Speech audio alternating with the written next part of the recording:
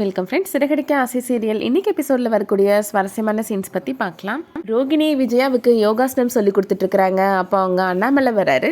என்ன விஜயா, 4 காலம் நடந்துட்டுருக்குற அப்படின்னு கேட்குறாரு. நாங்கள் யோகாசனம் பண்ணிகிட்ருக்குறோம் அப்படின்னு விஜயா சொல்கிறாங்க.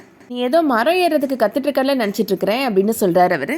நேற்று டான்ஸ் ஆடினேன்ல, அதான் முதுகுலாம் பிடிச்ச மாதிரி இருக்குது, அதான் யோகாசனம் பண்ணால் சரியாயிடும்னு ரோகிணி சொன்னா அப்படின்னு சொல்கிறாங்க விஜயா. இப்படி தான் ஆணவத்தில் ரொம்ப அண்ணா பிடிச்சிக்கிடும் அப்படின்னு அண்ணாமலை சொல்கிறாரு. உங்கள் அத்தை வாய் தான் கொஞ்சம் அதிகமாக பேசுகிறா, அவளுக்கு ஏதாவது யோகாசனம் பண்ணி அதை குறைக்க முடியுமாமா அப்படின்னு கேட்குறாரு அண்ணாமலை. பார்த்தேம்மா இவர் எப்படி மோட்டிவேஷன் கொடுக்குறாருன்னு. நான் ஏன் டான்ஸ் மறுபடியும் கண்டினியூ பண்ணலன்னு கேட்டல, அதுக்கு காரணமே இவர் தான் அப்படின்னு சொல்கிறாங்க விஜயா. சரிம்மா பார்த்து கற்றுக்கொடு அவளுக்கு, அதுக்கப்புறம் அவளுக்கு சைக்கிளுக்கு பெண்ட் எடுக்கிற மாதிரி ஆயிராம அப்படின்னு சொல்லிட்டு போகிறாரு. மீனாவை வர சொல்லிட்டு போங்க அப்படின்னு விஜயா சொல்கிறாங்க. மீனா இப்போது வீடை தொடச்சி சுத்தம் பண்ணிட்டு இருக்கிறாங்க. உன்னை அத்தை கூப்பிட்றாமா அப்படின்னு சொல்கிறாரு அவர்.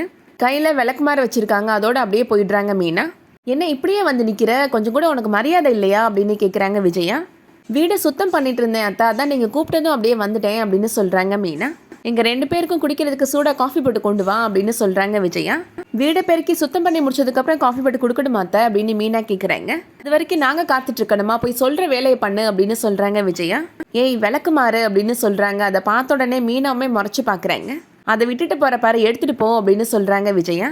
பாவா ஆண்டி, ஏன் ஆண்டி இப்படிலாம் பேசுகிறீங்க அப்படின்னு ரோகிணி கேட்குறாங்க விஜயாட்ட. அவளெல்லாம் அப்படிதாம்மா அடக்கி வைக்கணும், நீ அவகிட்டலாம் ரொம்பலாம் பேச்சு வச்சுக்காத அப்படின்னு சொல்கிறாங்க விஜயா. காஃபி வர வரைக்கும் நம்ம ப்ரீத்திங் எக்ஸசைஸ் பண்ணலாமா மாடியில் போய் அப்படின்னு சொல்கிறாங்க ரோகிணி. 2 பேருமே இப்போது மாடிக்கு போகிறாங்க. அங்கே ரவி ஃபோன் பேசிகிட்டு இருக்கிறாரு. என்னம்மா இங்கே வரீங்க அப்படின்னு கேட்குறாரு. விஜயா சொல்கிறாங்க, மாடி ஏறி வரும்போது மூச்சு வாங்குதில்ல, அதுக்கு மூச்சு பயிற்சி பண்ணால் சரியாயிடும்னு ரோகிணி சொன்னா அப்படின்னு சொல்கிறாங்க. மீனா கொஞ்சம் நேரம் கழிச்சு இப்போ காஃபி கொண்டு வந்து கொடுக்குறாங்க விஜயாவுக்கு. காஃபி கேட்டால் கசாயம் கொண்டு வந்து கொடுக்குற அப்படின்னு திட்டுறாங்க விஜயா. உங்களுக்கு முதுகு வலிக்குதுல்லத்த, அதனால தான் சுக்கு மலையெல்லாம் தட்டி போட்டு கொண்டு வந்தேன் அப்படின்னு சொல்கிறாங்க மீனா. இவ பெரிய டாக்டர் பாரு, என்ன கொஞ்சம் கூட இனிப்பே இல்லை அப்படின்னு கேட்குறாங்க விஜயா. எனக்கு என்ன சுகராக இருக்குது அப்படின்னு கேட்குறாங்க. இனிப்பு போட்டிருக்கேன் அத்தை, இந்த மாதிரி கத்தி கோவமாக பேசுனீங்கன்னா உங்களுக்கு சுகர் ப்ரெஷர் எல்லாமே வந்துடும் அத்தை அப்படின்னு சொல்கிறாங்க மீனா. நான் கோவமாக பேசுகிறேன்னா அதை போய் உன் புருஷன்கிட்ட சொல்லு, அவன் தான் கோவமாக பேசுகிறான் அப்படின்னு சொல்கிறாங்க விஜயா.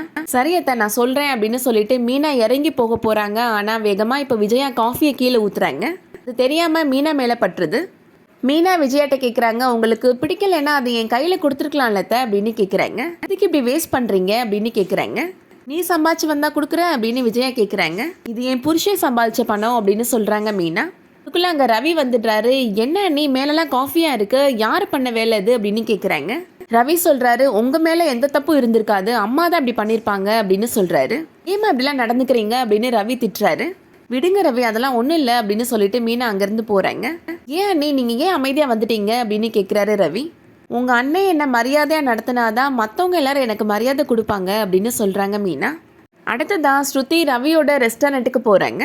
நம்ம 2 பேரும் பார்ட்னர்ஷிப்பில் புதுசாக ரெஸ்டாரண்ட் ஆரம்பிக்கலாமா அப்படின்னு பேசுகிறாங்க. ஓனர் காதில் இது விழுந்துடாம அப்படின்னு சொல்லிட்டு இருக்கிறாரு ரவி. மீனா நல்லா இருக்கிறாங்களா அப்படின்னு விசாரிச்சுட்டு இருக்கிறாங்க ஸ்ருதி. நடந்த பிரச்சனையை பற்றி ரவி இப்போது ஸ்ருதிட்ட சொல்கிறாரு. உங்கள் அண்ணன் நல்லது தானே பண்ணியிருக்கிறாங்க அப்படின்னு ஸ்ருதி சொல்லிட்டு இருக்கிறாங்க. அண்ணன் தான் புரிஞ்சிக்காமல் சண்டை போட்டுகிட்டே இருக்கிறான், இருந்தாலும் அவனும் நல்லவன் தான் அப்படின்னு சொல்கிறாரு ரவி. 2 பேருக்கும் நடுவில் அண்டர்ஸ்டாண்டிங்கே இல்லை, அதனால தான் இந்த பிரச்சனை அப்படின்னு சொல்கிறாரு.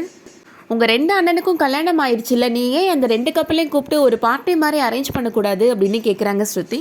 ஒருத்தர் புரிஞ்சுக்கிறதுக்கு அது ஒரு சான்ஸாக இருக்கும்ல அப்படின்னு ஸ்ருதி சொல்கிறாங்க. இதுவும் நல்ல ஐடியாவாக தான் இருக்குது அப்படின்னு ரவி சொல்லிட்டு இருக்கிறாரு. ரவி இப்போது முத்துவை பார்த்து பேசுறதுக்காக போகிறாரு. நடந்த எல்லா பிரச்சனைக்கும் காரணம் மீனா தான், அவளால் தான் இப்போ நான் கடன் கட்ட முடியாமல் ஓடிட்டுருக்கிறேன் அப்படின்னு முத்து சொல்லிட்டு இருக்கிறாரு. நானும் தான் உண்மை தெரிஞ்சு உன்ட்ட சொல்லாமல் இருந்தேன், அப்போ நீ ஏன் மேலே கோவப்பட்டியா அப்படின்னு கேட்குறாரு ரவி. நீயும் அம்மா மாதிரி அண்ணி வந்ததுக்கப்புறம் தான் ராசி சரியில்லைன்னு சொல்கிற மாதிரில இருக்குது அப்படின்னு சொல்கிறாரு. அண்ணி ஒன்றை நம்பி வந்திருக்கிறாங்க, நீ அவங்கள மதிச்சாதான் வீட்டில் அவங்களுக்கு மரியாதை கிடைக்கும் அப்படின்னு சொல்கிறாரு ரவி. முத்துவுமே யோசிச்சுட்டு இருக்கிறாரு. அதோட இன்னைக்கான எபிசோட் முடியுது. இந்த வீடியோ பிடிச்சிருந்துச்சுன்னா லைக் பண்ணிக்கோங்க. சீரியல் அப்டேட்ஸ்க்கு நம்ம சேனலை சப்ஸ்கிரைப் பண்ணிக்கோங்க. தேங்க்ஸ் ஃபார் வாட்சிங்.